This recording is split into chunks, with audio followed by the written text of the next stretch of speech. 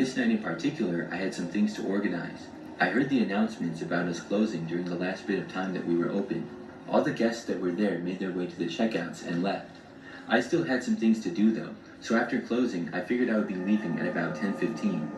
So obviously, the clothing section at Target is pretty large, and it takes up a good amount of the store. Shortly after close, I was making my way to another area when I noticed something.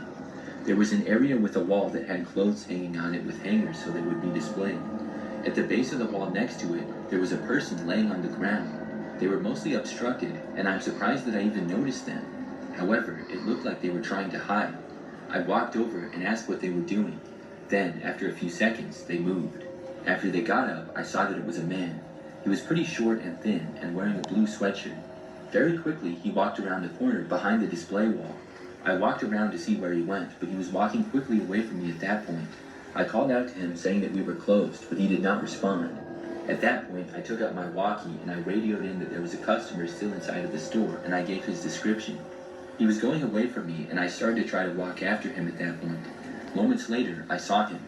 He was now standing right in the middle of one of the main walkways in Target.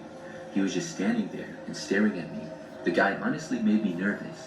He hadn't said anything at all, and he was acting very strange. I got within maybe 50 feet of him, and then he started to walk in my direction very slowly. I asked him what he was doing, but he didn't answer me.